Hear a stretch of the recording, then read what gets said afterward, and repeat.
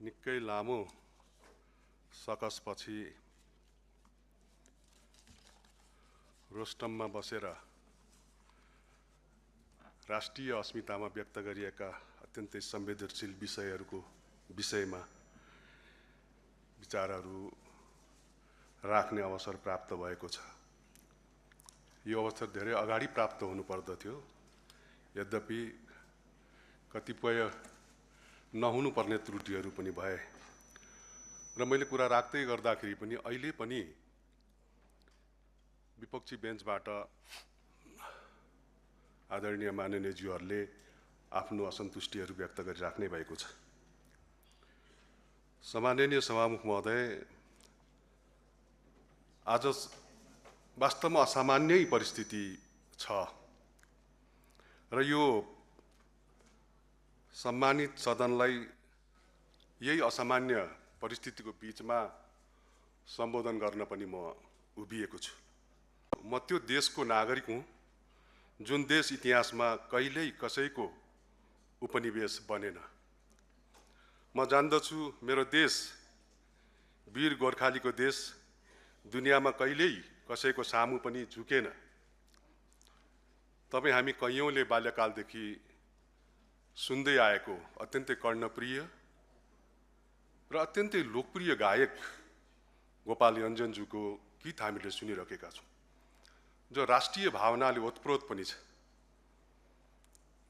खोसेको रोटीले मेरो पेट भरिन्न, मागेको धोतीले मेरो लाज छोपिन्न, घोटिएर हात पाउ झरिजाउन औला, तर कोही अगाडि यी हात जोडिन्न, बनेको छ पहराले यो छाती मेरो।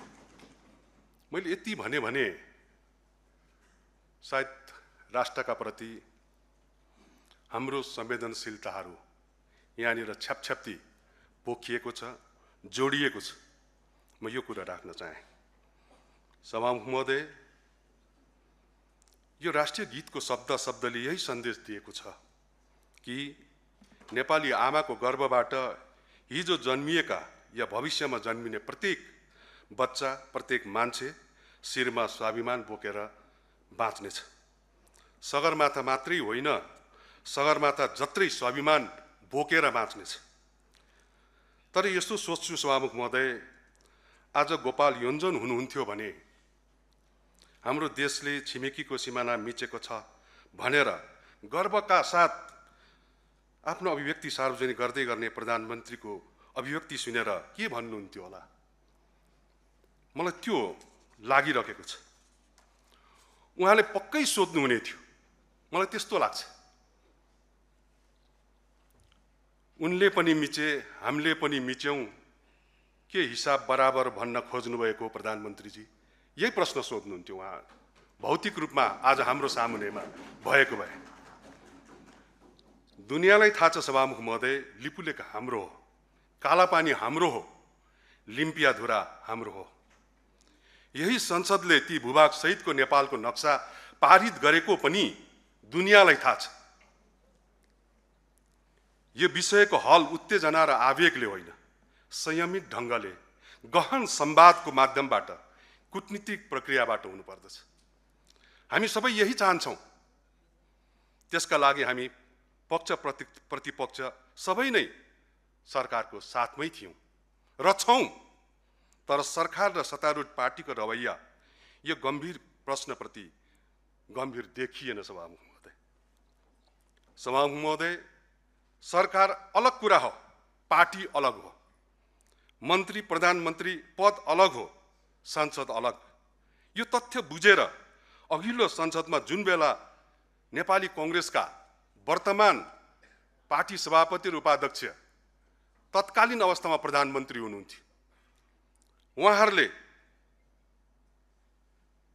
रोस्टममा उभिएर आफ्नै सरकारको पनि कमजोरीहरू केलाउनु भएको थियो। कांग्रेसका सांसदहरू, कांग्रेसकै मन्त्री प्रधानमन्त्रीका विरुद्ध आवश्यक विषयमा प्रश्न उठाउनुहुन्थ्यो, प्रहार गर्नुहुन्थ्यो।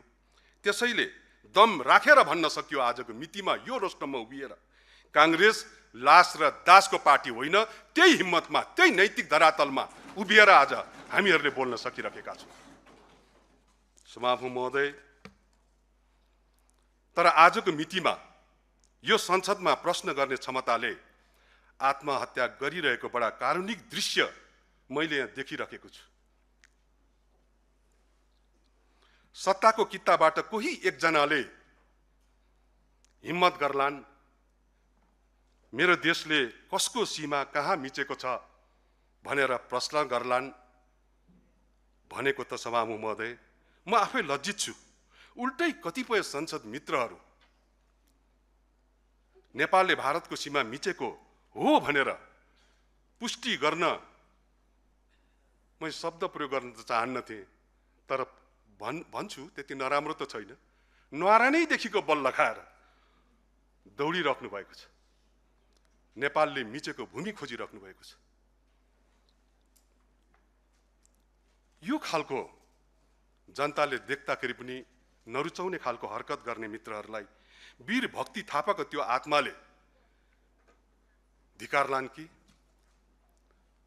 हाम्रा छोरा नातिहरूले भोलि कुनै दिन हामी हजुरबा हजुरआमा हुँदै गर्दाखेरि, या म यति सुन्दर उमेरहरू देख्छु म यो सदनभित्र, म त्यो उमेर कहिले बुढो नहोस् भन्ने चाहन्छु, कहिले त्यो उमेर बुढो नहोस् भन्ने चाहन्छु। तर प्रकृतिको नियमसँग मेरो सद्भाव र मेरो कामनाले काम दिँदैन, एक न एक दिन त पाएको हुन्छ।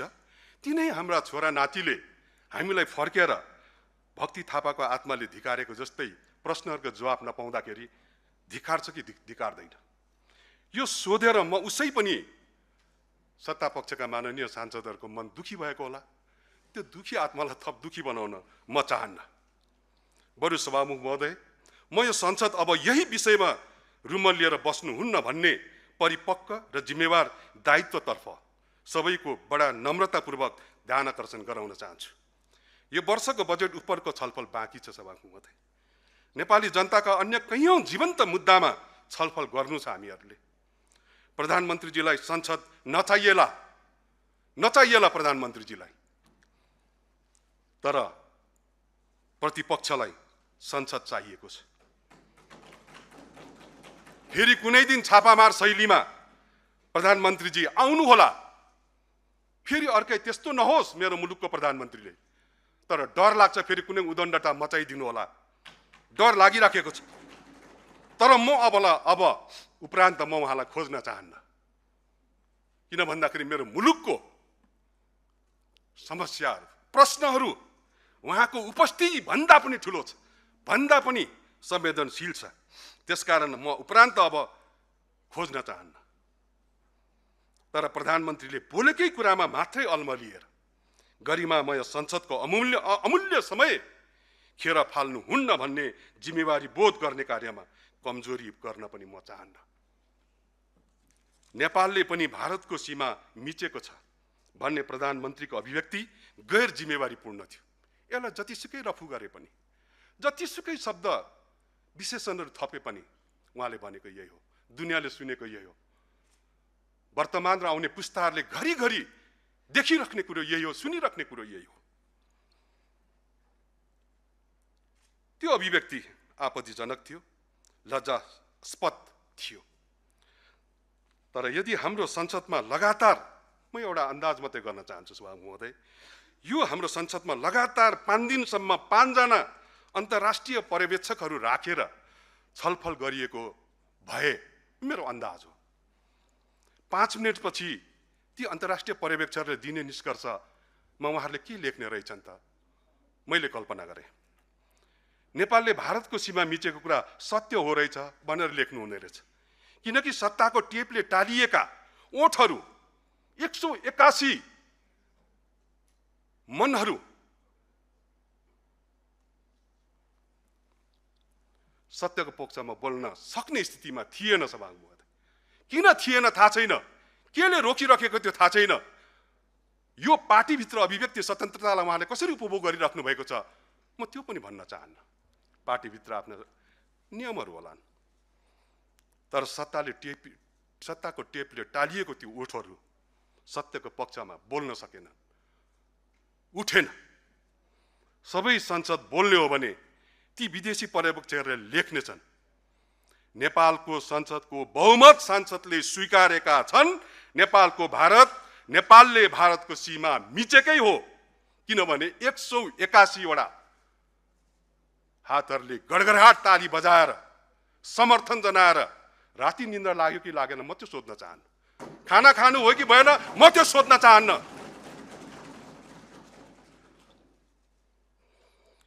तर यति भन्छु, त्यो बहुमत संसदले स्वीकारेका गडगड तालीले समर्थन जनाएको त्यो कुरो के थियो भन्दाखेरि नेपालले भारतको सीमा मिचेकै हो, किनकि मिचेको होइन भन्ने संख्या त संसदमा अल्पमतमा छ। सभामुख महोदय, बहुमत संसदले त्यो स्वीकारेको लज्जास्पद दृश्य साँच्चै नै लज्जास्पद दृश्य थियो। त्यो झल जति सम्झिन्छु सभामुख महोदय। म त्यो दिन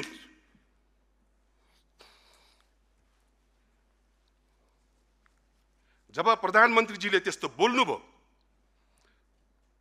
तब राष्ट्रसभाका माननीय सदस्यज्यूहरूले, जो मेरो व्यक्तिगत चिन्जानको पनि हुनुहुन्छ, मेरो अत्यन्तै धेरै आदरणीय पनि हुनुहुन्छ, मेरो समकालीन साथीहरू हुनुहुन्छ, उमेरले सानो होला बुद्धिले धेरै ठुलोहरू हुनुहुन्छ, समर्थनमा ठोक्नु भएको त्यो टेबलको ड्याङ ड्याङ ड्याङ त्यो आवाजले आज पनि मलाई चैनले निन्द्रा आउन दिएको छैन।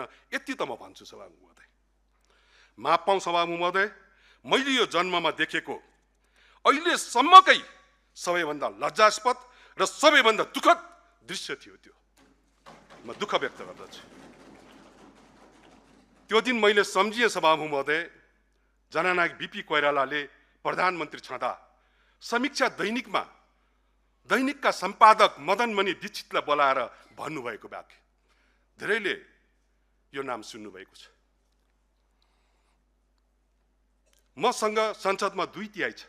बीपीले मदनमणि दीक्षितलाई भन्नुभएको, मसँग संसदमा 2/3 छ, मेरो कमजोरी केलाउन प्रतिपक्षको स्वर दोहोरो सुनिएको छैन, त्यसैले मबाट गलत काम हुन नदिन तपाईले आफ्नो पत्रिकाबाट मेरो गल्ती कमजोरी एक केलाएर लेखिदिनुस् है। बीपीले मदनमणि दीक्षितज्यूलाई बोलाएर भन्नुभएको शब्द हो। मैले यो ऐतिहासिक शब्द हो। बीपीले आफ्नै पार्टीका सांसदहरूलाई पनि प्रेरित गरिरहनु भयो र भन्नुभयो, तिमी पार्टीको सांसद मात्रै होइन, जनताको पनि सांसद हौ। तिमीले अन्तर्आत्माको आवाज सुन्न र जीवन्त आवाज उठाउन बन्द गरेको दिन बुझ्नु, तिमीसँग सास फेरिरहेको तर निर्जीव शरीर मात्र बाँकी छ, अरू केही बाँकी छैन। यही भन्नुभएको थियो बीपी कोइरालाले। म यो कसैका प्रति लक्षित गर्दिन, आफैले मम गरौँ। तर सभामुख महोदय, आजको संसदमा को निर्जीव छन्, को सजीव छन्, किताकाटको बाटोमा म जान पनि चाहन्न। म यति भन्न चाहन्छु, प्रतिपक्ष जिउँदो छ र प्रतिपक्षमा रहेका दलहरू र प्रत्येक सांसदहरू सरकारले गर्ने राम्रो काममा समर्थन र साथ अनि गलत काममा प्रश्न बोकेर जीवन्त उभिएको छ। यो पनि म यहाँनिर भन्न चाहन्छु। संसारभरि नै लोकतान्त्रिक पद्धतिको प्रतिष्ठा र संसदको गरिमा त्यसको प्रमुख नेतृत्वमा रहेको व्यक्ति अनि मुख्य दलको गतिविधिमा धेरै निर्भर हुन्छ। फागुन 21 को निर्वाचन पश्चात बन्नुभएको प्रधानमन्त्री अनि खिती बसाल्ने संकल्प सहित पहिलो पार्टीले साँच्चै खिती बसाल्ला भन्ने अनुमान मैले साँच्चै नै गरेको थिएँ सभामुख महोदय, साँच्चै नै गरेको थिएँ मैले। तर त्यसको ठिक विपरीत प्रधानमन्त्रीले खिती तोड्ने बाटोमा बेपरवाह लागिरहनु भएको छ। अनि सच्याउनु पर्ने र ठिक ठाउँमा ल्याउन ध्यान दिनुपर्ने पार्टीका सबै शीर्ष मित्रहरू, नेतृत्वहरू खुलेर समर्थन गर्न नसक्ने र विरोध पनि गर्न नसक्ने अजीबको जिन्दगी यतिखेर बाँचिरहनु भएको छ। मैले कसैका प्रति लक्षित गरेको होइन, यो पनि आफैले मम गरौँ, म यति भन्न चाहन्छु। तर सभामुख महोदय, नागरिकले एक हिसाब राखिरहेका छन् भन्ने कुरामा सरकार अनि सत्तारूढ पार्टी रासपा सजग बनोस्। म गम्भीर ध्यानाकर्षण श्रद्धेय नेतृत्वहरूलाई गराउन चाहन्छु। नागरिकले तपाईको पारदर्शिताको शैली, सुशासनको दृश्य, मानवताको चित्र अनि राष्ट्रवादको वास्तविक चरित्रको एक घटना निरन्तर निहालिरहेका छन्। मैले सुनेको छु, गएको निर्वाचनमा मत दिएका मध्ये कतिपयले कालो डायरी अभियान सुरु गरेका छन् रे। त्यो डायरीमा तिनले तपाईका एक कर्मको सायद टिपोट गरेर पनि राख्नेछ।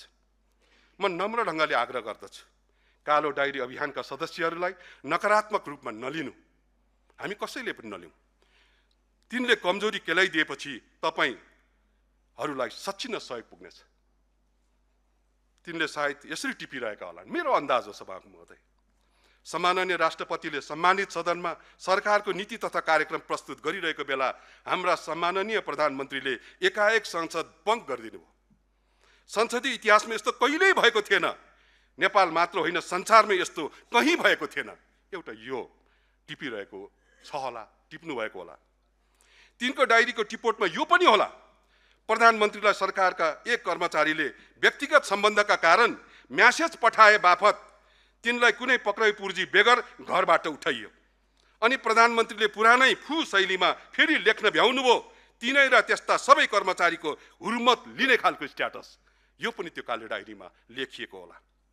डायरीमा यो पनि लेख्दै होलान्, टिभीमा कार्यक्रम चलाउँदा राष्ट्रवादको प्रश्नमा बाघ बनेर गर्जिने कोही मित्र, म नाम लिन चाहन्न, अहिले म्याउ नगरी फर्किनु भयो।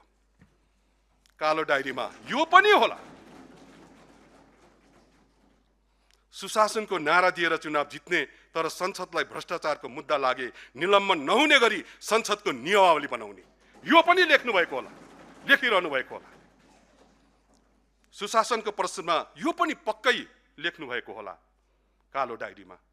छानबिन आयोगका नाममा छलछाम आयोग बनाउने, तब प्रतिवेदन पढ्नै परेन, दोषविहीन करार, आफै झाँक्री, फेरि आफै पुरस्कृत हुने, यो पनि लेखिराख्नु भएको होला। हिजो प्रश्न गर्दा मन्त्रीको बारे प्रश्न उठ्दा सबै आगो, आज अर्थमन्त्रीको बारे गम्भीर प्रश्न उठ्यो, सबै बरफ किन? किन सबै बरफ? त्यो डायरीमा यो पनि टिप्पण परेकै होला। डायरीमा टिप्नेहरूले इन्द्रबहादुर राईको नाम पनि टिपेका होलान्। म सभामुख महोदय मार्फत सोध्न चाहन्छु प्रधानमन्त्रीजीलाई, के तपाईँ इन्द्रबहादुर राईलाई चिन्नुहुन्छ? सायद चिन्नुहुन्न। बल्खुमा जसले टहरा भत्काइन लागेको देखेर यो दुनियाँबाट आफैसँग बिदा मागे अनि बिदा लिए, तिनै हुन् इन्द्रबहादुर राई। सम्माननीय सभामुख महोदय, दुनियाँभर संसदमा राष्ट्रिय अध्यक्षले सरकारको नीति तथा कार्यक्रम पढ्ने परम्परा छ र त्यो नीति तथा कार्यक्रम राष्ट्रपतिले नभएर प्रधानमन्त्रीको नेतृत्वमा रहेको क्याबिनेटले तयार गरेको हुन्छ।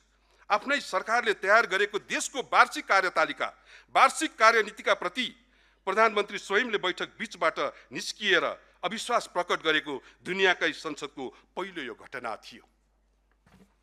यो घटना संसदीय मर्यादा विपरीत मात्र होइन, सम्माननीय राष्ट्रपतिप्रति राख्नुपर्ने सम्मानको विपरीत मात्रै होइन, अस्ति फागुन 21 मा घाममा लाम लागेर भोट दिने प्रत्येक मतदाताको पनि अपमान थियो। यसको पनि समयले जवाफ माग्ला, किनकि यो संसद कसैले टीका लगाइदिएर बनेको होइन।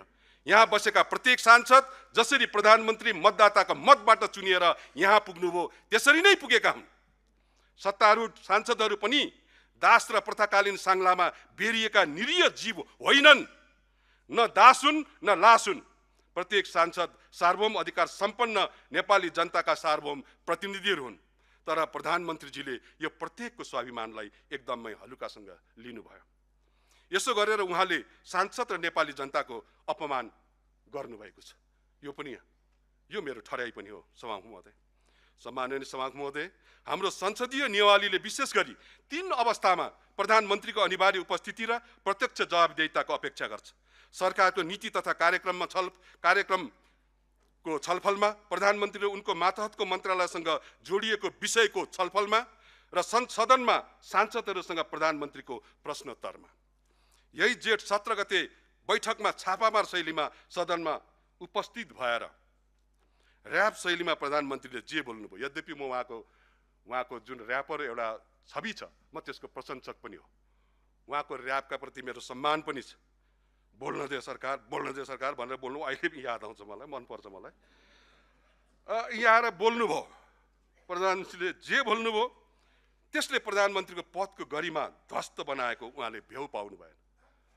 एउटा मञ्चमा उभिएर र्याप गीत गाउनु र यहाँ बसेर मेरो प्रधानमन्त्रीले थाहै पाएन भन्न पनि मेरो मनले दिँदैन, तर त्यस्तै खालको अभिव्यक्ति दिनुभयो र उहाँको गरिमा ध्वस्त भएको भ्यौ पनि उहाँले पाउनु भएन। संसदको रोस्टम ऱ्याप ब्याटलको स्टेज थिएन र होइन भन्ने अलिकति पनि हेक्का उहाँले राख्नु भएन। सम्माननीय सभामुख महोदय, बेलायतबाट सुरु भएको संसदीय परम्परालाई दक्षिण एसियामा गरिमापूर्वक प्रतिष्ठित गराउनमा दुई राजनेताको विशिष्ट भूमिका छ। भारतका प्रथम प्रधानमन्त्री जवाहरलाल नेहरू र नेपालका प्रथम जननिर्वाचित प्रधानमन्त्री बीपी कोइराला, यी दुवै नेताले नियमावलीले प्रधानमन्त्रीको अनिवार्य उपस्थिति अपेक्षा गरेको बेला मात्र होइन, सदनमा हुने सबै छलफलमा उपस्थित भएर संसदको गरिमा र महत्त्वलाई बढाउनु भएको थियो। तर जेठ 17 गते सदनमा प्रधानमन्त्रीको उपस्थिति र भूमिका उहाँको एकलौटी र एकतर्फी चयन र छनौटको विषय थियो। उहाँले प्रश्न लिन्छु भनेपछि हामीले प्रश्न सोधेका थियौँ, तर हाम्रो अपेक्षा यति थियो र हो कि प्रधानमन्त्रीको संसदमा उपस्थिति सारगर्भित हुनुपर्छ, तर त्यो दिन त्यस्तो भएन। उहाँ अचानक आउनुभयो, अचानक बोल्नुभयो अनि दाबी नै गर्नुभयो नेपालले पनि भारतको सीमा मिचेको छ। हामीले त हाम्रा सम्मानित प्रधानमन्त्रीको टङ स्लिप भएको होला भनी ठानेका थियौँ, तर जे होस् संसदको रेकर्डमा रहिसकेको त्यसका बारेमा प्रधानमन्त्रीले संसदमा पुनः उभिएर सफाई दिनुपर्छ, प्रश्न पार्नुपर्छ भन्ने हाम्रो अडान हो।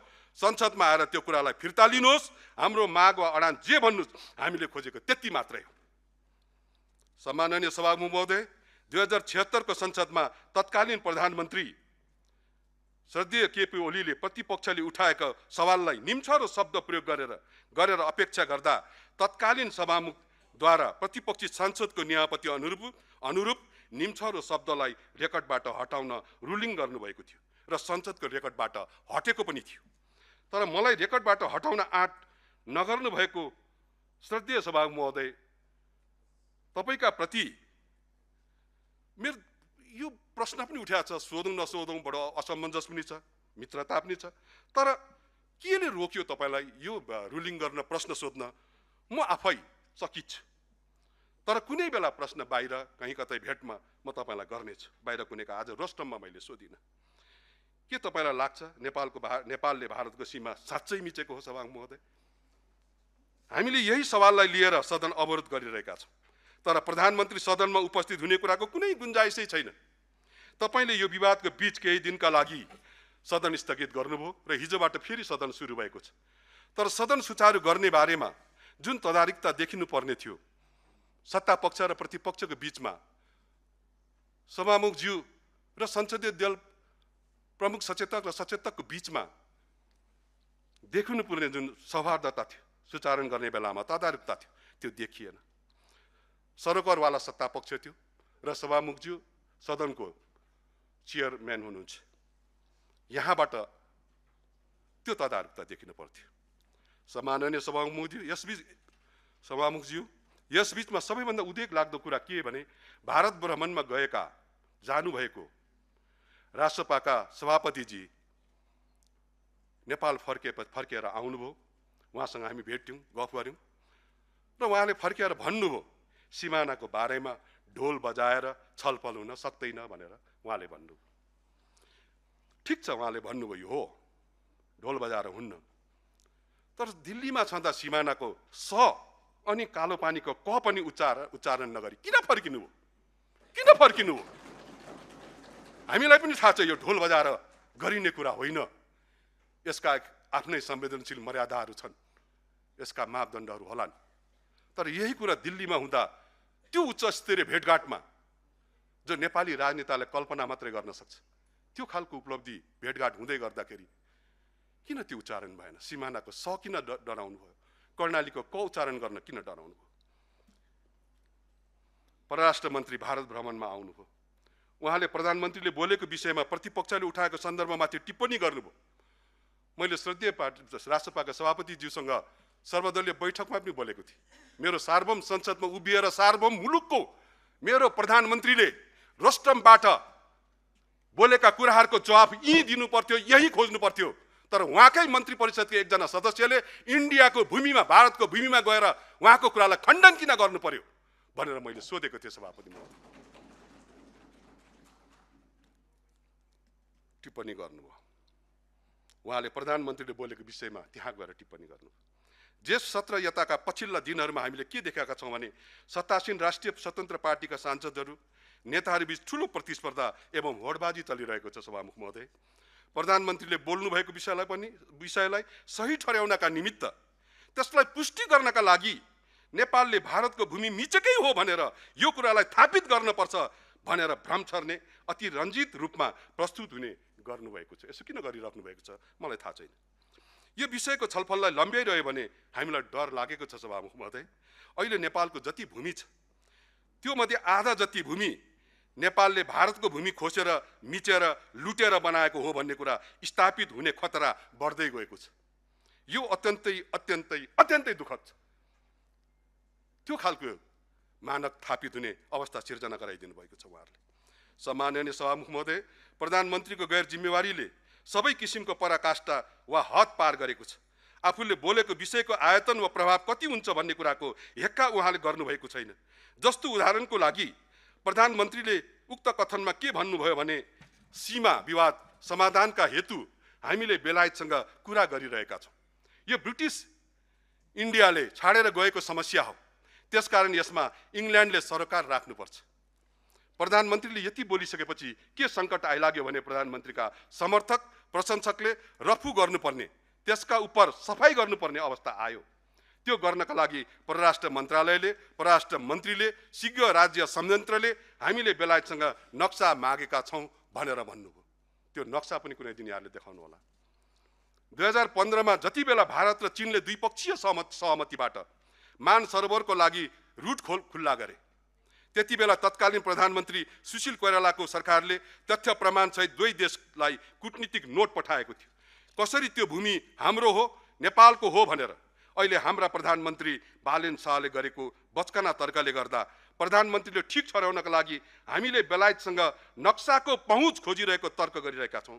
यो सबै कुराले हामीले के सजिलो बनाइरहेका छौँ भने भोलि भारतसँग सीमा वार्तामा बस्दा भारतीय पक्षले सन्तोषपूर्वक भन्न सक्ने भयो नेपालको प्रधानमन्त्री सीमा सम्बन्धी अति सामान्य कुराको पनि जानकार छैनन्, उनलाई क्रस बोर्डर अकुपेसन र ल्यान्ड इन्क्रोचमेन्टका बीचका अन्तर समेत थाहा छैन।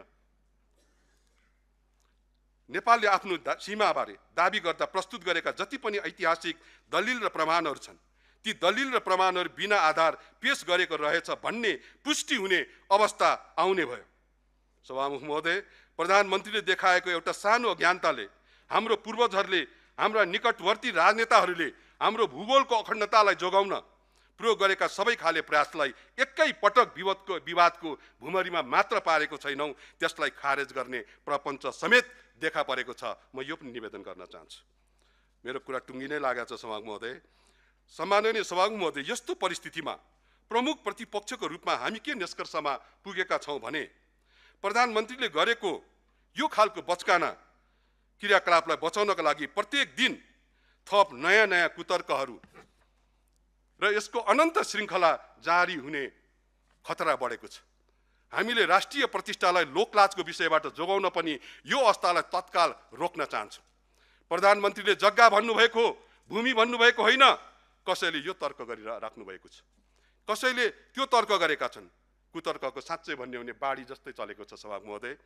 सरकारी पक्षले विशेष गरी परराष्ट्र मन्त्री र राष्ट्रसभाका श्रद्धेय सभापतिजीले समेत भारतबाट प्रकाशित हुने पत्रिका हिन्दुस्तान टाइम्समा हामीसँग विगतको ब्यागेज छैन भनेर बारम्बार दोहोऱ्याउनु भएको छ। यसको अर्थ के हो सभामुख महोदय? तपाईँ मार्फत म श्रद्धेय शाहज्यूलाई म सोध्न चाहन्छु, यसबारे उहाँहरूले प्रश्न पार्नुपर्छ। राजनीतिक शास्त्रमा एउटा देश बन्नका लागि, राष्ट्र बन्नका लागि चारवटा कुरा आवश्यक मानिन्छ सभामुख महोदय। एक, भूगोल, जनसङ्ख्या, सरकार र सार्वभौम सत्ता। चैत्र 13 गते राष्ट्रसभाको सरकार बनेपछि के यी चारैवटा कुरा फेरिएका हुन्? भूगोल, जनसङ्ख्या र सार्वभौम सत्ता पूर्ववत नै कायम छ। फेरिएको एउटा सरकार मात्र हो, बाँकी कुरा त जिउँका त्यौँ छन्। हिजो कुनै बेला अन्य पार्टीका श्रद्धेय साथीहरूलाई पनि पहिलो पटक सरकारको नेतृत्व गर्दा यस्तै भ्रम परेको थियो। आज त्यो भ्रमले राष्ट्रसभाका साथीहरूलाई खर्लप्पै निलेको अनुभूति मलाई भइरहेको छ सभामुख महोदय।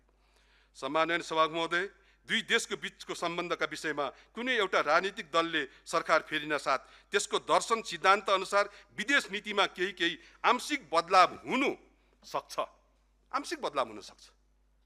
त्यो कुनै अन्यथा होइन, तर तर हामीले आज ऐतिहासिक यथार्थ र राजनीतिक शास्त्रमा स्थापित देश बीचको सम्बन्धका सर्वजननी तथ्यहरूको उपेक्षा गरेर कसलाई सजिलो बनाइराखेका छौँ। उदाहरणको लागि हामीले राज संस्थात्मक व्यवस्थालाई फ्यालेर गणतान्त्रिक व्यवस्था लिएर आएका हौँ, तर त्यसको मतलब हामीले पृथ्वीनारायण शाहले दिएको देशको एकीकरणको नेतृत्व गरेको कुरालाई तोडमोड गर्न सक्दैनौँ। हामीले त्यो तथ्यलाई चाहेर पनि मेट्न वा नयाँ बनाउन सक्दैनौँ। नेपाली कांग्रेस पार्टीले 2033 सालमा राष्ट्रिय मेलमिलापको नीति प्रवर्तन गर्दा हाम्रा श्रद्धेय संस्थापक नेता नेपाली लोकतन्त्रका आदिपुरुष बीपी कोइरालाले भुज राजनीतिक खिचतानीले भूगोलको आधारमा साना देशहरूको सार्वभौम सत्ता मात्र नभएर तिनीहरूको अस्तित्व नै खतरामा परेको बेला आफ्नो ज्यानलाई हत्केलामा राखेर नेपाल फर्किएको कुरा म सम्मानित सदनमा श्रद्धेय सभापतिज्यू मार्फत स्मरण गराउन चाहन्छु। जब नेपालको अखण्डता, सार्वभौम सत्ता, राष्ट्रिय एकता खतरामा परेको छ, त्यति बेला नेपाली कांग्रेसले कहिल्यै पनि पक्ष विपक्ष हेरेको छैन, को सत्तामा छ भनेको छैन। त्यस्तो राष्ट्रिय सङ्कटको बेला नेपाली कांग्रेसको अर्जुन दृष्टि जहिले पनि राष्ट्रिय स्वाभिमान र राष्ट्रिय एकताको सुदृढ गर्ने बारेमा केन्द्रित भएको कुरा पनि म निवेदन गर्न चाहन्छु। हामीले अहिलेको चुच्चे नक्सा जारी गर्ने बेलामा नेकपा एमालेका श्रद्धेय नेता केपी ओली प्रधानमन्त्री हुनुहुन्थ्यो। यो पहिलो गणतान्त्रिक संसदको कुरा थियो सभामुख महोदय। हामीले त्यस बेला त्यसको लाभ एमालेलाई हुन्छ वा श्रद्धेय ओलीजीलाई फाइदा हुन्छ भनेर हामीले हेरेनौँ। त्यो सुविधा थियो, हेर्न सक्ने सुविधा। किन भन्दाखेरि कांग्रेसले राष्ट्रियताको विषयमा कहिले पनि सानातिना झिना मसिना कुरामा अल्झिएर समय बर्बाद गरेन। सम्माननीय सभामुख महोदय, आज यो संवेदनशील विषयमा कतिपय साथीहरूको प्रधानमन्त्रीजीको राजीनामा माग्नुपर्छ, सरकारलाई अप्ठ्यारो पार्नुपर्छ भन्ने खालको हामी भित्रै पनि, मेरै पार्टीभित्र पनि, म अरू साथीहरूलाई भन्न चाहन्न, मेरै पार्टीभित्र यही बेलामा चाहिँ अलिक दरै गरी पेल्नुपर्छ भन्ने खालको विचारहरू सल्लाहहरू नआएको होइन, आएका थिए। तर अहिले हामीहरू ती सबै कुराहरूलाई नसोचेर हामीले अहिले प्रधानमन्त्रीको राजीनामा मागिराखेका छैनौँ। नेपाली कांग्रेसले सरकारलाई अप्ठ्यारो पार्न सक्ने विषय यो साँच्चै थियो। यही मौकाको फाइदा छोप्दा पनि हुन्थ्यो होला, अघि नै भने सुझावहरू नआएका पनि होइन। सीमा विवादको बारेमा प्रधानमन्त्रीको अभिव्यक्तिले गर्दा यो विषय लम्बिँदै र तन्किँदै जाँदा हाम्रो राष्ट्रिय हित र राष्ट्रियता थप कमजोर हुने अवस्था बनेको छ। हामीले यो अवस्थामा एउटा पोजिसन लिएका छौँ, एउटा स्ट्यान्ड लिएका छौँ र प्रधानमन्त्रीले सदनमा आएर सफाई दिनुपर्छ भनेका छौँ। त्यसले गर्दा उहाँले भुलवश यो कुरा बोल्नु भएको कुरा सदनको रेकर्डमा र इतिहासमा दर्ज हुन्छ। त्यसले नै यो विषयको बैठान मात्र होइन, देशको हित हुन्छ भन्ने निष्कर्षमा हामी छौँ। तर हामीले अहिले आएर के महसुस भएको छ हामीलाई भने हामीले यो विषयलाई लिएर संसदलाई अवरोध गरिराख्दा देश र जनताका अनेकौं मुद्दाले संसदमा प्रवेश पाउँदैन र अनेकौं जरुरी छलफललाई असर पुग्छ। आज हामीलाई त्यस्तो पनि लागिराखेको छ, महसुस भइराखेको छ। आफ्नो स्थापना कालदेखि राष्ट्रिय शक्तिको जिम्मेवारी बोधबाट अनुप्राणित रहिआएको नेपाली कांग्रेस यही न्यूमा, यही बहानामा संसद अवरोध गर्ने कार्यले सबैभन्दा ठूलो घाटा देशलाई हुन्छ, हाम्रो मातृभूमिलाई हुन्छ भन्ने हो। त्यसैले म नेपाली कांग्रेसको तर्फबाट प्रमुख प्रतिपक्षी दलको नेताको हैसियतले सम्माननीय सभामुखजीलाई यो जानकारी गराउँछु कि तपाईले प्रधानमन्त्रीलाई रुलिङ गरेर सदनमा ल्याउन सक्नु भएन, प्रधानमन्त्री सदनमा आउनु भएन। अब प्रधानमन्त्रीको माफीको कुरा मैले धेरै ठाउँमा भनेको छु। अब प्रधानमन्त्री पनि अब गाउनु हुनुभयो, उहाँ आउनुस् नआउनुस् हामीलाई अब सरोकार भएन। हामीले यही देखेका छौँ, यही नियति हो। यो नियतिबाट मुलुकलाई उठाएर लाने हाम्रो सङ्कल्प हो। त्यसले गर्दा अब उहाँ गाउनु हुनुभयो हाम्रो लागि, उहाँसँग अब हामीहरूलाई उहाँको उपस्थिति खासै धेरै जरुरतको कुरा पनि भएन। किनभने प्रधानमन्त्रीले अब संसदमा माफी होइन, यो माफी देश र जनतासँग माग्नुपर्छ। म यो सदनबाट भन्न चाहन्छु। सम्माननीय प्रधानमन्त्रीलाई लागेको होला मैले संसदको उपेक्षा गर्न सक्छु, जुन उहाँले गरिराख्नु भएको पनि छ। तर इतिहासका प्रतिको जवाबदेहिताबाट उहाँ अनन्त कालसम्म भाग्न सक्नुहुन्न। यो पनि हेक्कामा रहोस्, म यही संसदको रोस्टमबाट म भन्न चाहन्छु। सम्माननीय सभामुख महोदय, प्रतिपक्षको रूपमा हामीलाई यति विश्वास छ कि जुन देश र जनताले उहाँलाई प्रधानमन्त्री बनायो, त्यो कुर्सीमा आसीन गराए, तिनले प्रधानमन्त्रीका एक यी सबै पछिल्लो चोटिका मनै दुख्ने कुकृत्यहरूको हिसाब पनि राखेका होलान्, राख्नेछन्। जनताको कालो डायरीको प्रसङ्ग अघि नै मैले भनिसकेको छु। तर आजको मितिमा प्रधानमन्त्री गैर जिम्मेवार बन्नुभयो भनेर प्रतिपक्ष गैर जिम्मेवार बन्न सक्दैन। हामी संसदको रेकर्डमा यो कुरा दर्ज गर्न चाहन्छौँ।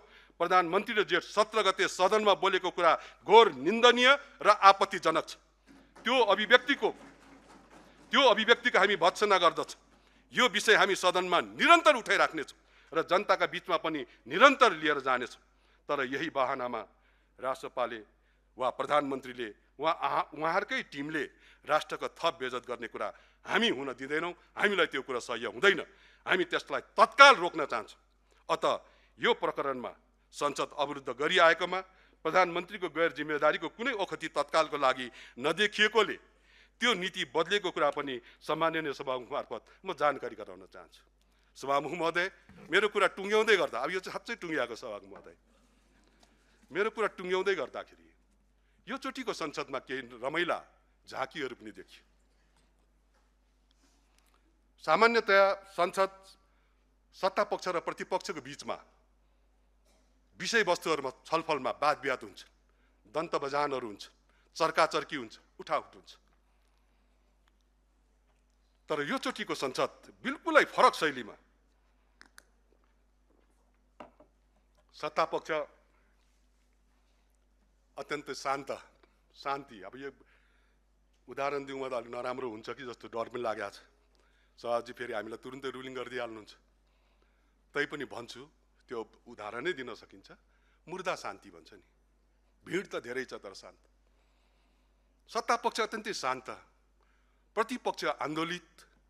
अनि सवाल जवाब सभामुखसँग, श्रद्धेय सभामुखज्यू, यो देखिएको यो चोटिको बिर्सनै नसकिने झाँकी। हामी सत्ता पक्षसँग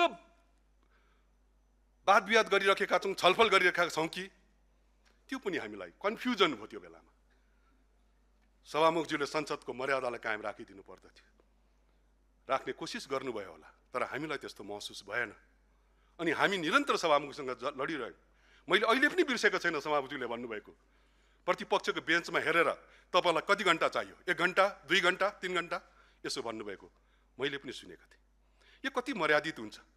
मलाई सभामुखलाई जस्तो त्यो अधिकार पनि छैन रुलिङ गरेर हटाउँछु त्यो रेकर्डबाट, किनभने मलाई मेरो मर्यादाले मर्यादित चेयरमाथि अमली उठाउन पनि दिइराखेको छैन। यो परिदृश्यहरू देखियो। म यो विषयमा यति नै मात्रै भन्न चाहन्छु सभामुख महोदय, संसदको चिरहरण भइराख्दाखेरि सभामुखज्यूको कुर्सी जसरी टुलु हेर्ने अवस्थामा पुग्यो, जसरी लाचार भएको जस्तो मैले अनुभूति गरेँ। यद्यपि व्यक्तिगत रूपमा मेरो जति पनि चिन्जान छ सभामुखज्यूसँग, म त्यो लाचारी उहाँमा देख्दिनँ। तर त्यो बेलाको मेरो अनुभूति, मेरो सोच र ठ्याक्कै बदलिहालेको दृष्टिकोण त्यो ढङ्गबाट अगाडि बढेको पनि हो सभामुख महोदय। त्यसले गर्दाखेरि त्यो लाचारी पनि देखियो। त्यसले गर्दाखेरि मेरो कुरा म जाँदै गर्दाखेरि एउटा भुपी शेरचनले, हाम्रो अत्यन्तै लोकप्रिय साहित्यकार हुनुहुन्छ, उहाँले भन्नुभएको छ, घुम्ने मेचमाथि, त्योभन्दा उताको शब्द मैले बिर्सेँ अहिले सभामुख महोदय, सम्झना आइराखेको छैन। त्यो कविता मलाई याद आइराखेको छ। त्यसले गर्दाखेरि म सभामुखज्यू मार्फत अन्तिममा एउटा कुरा भन्दै मेरो कुरा टुङ्ग्याउँछु।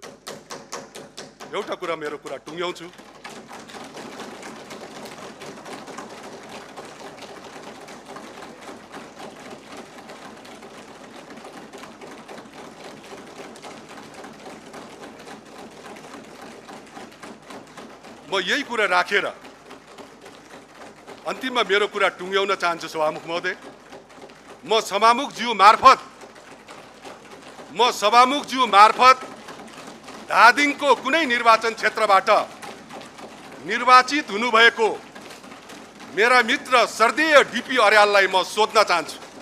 श्रद्धेय सभामुखज्यू मार्फत धादिङको कुनै क्षेत्रबाट अत्यन्तै लोकप्रिय मत लिएर जितेर आउनुभएको मेरा मित्र माननीय सांसद डीपी अर्यालज्यूलाई म सोध्न चाहन्छु। म एउटा कुरा भन्न चाहन्छु, बडो हतलाग्दो छ, राम्रो छ। मैले हिँड्ने बाटोमा यति धेरै काँडाहरू पनि नछरिदिनुस्, यति धेरै काँडाहरू पनि नरोपिदिनुस्। के थाहा भोलि त्यही बाटो भएर तपाईँ स्वयं मलाई भेट्न पनि आउनुपर्ने हुन्छ। यति नै कुरा राखेँ मैले सभामुख महोदय। धन्यवाद। जय नेपाल।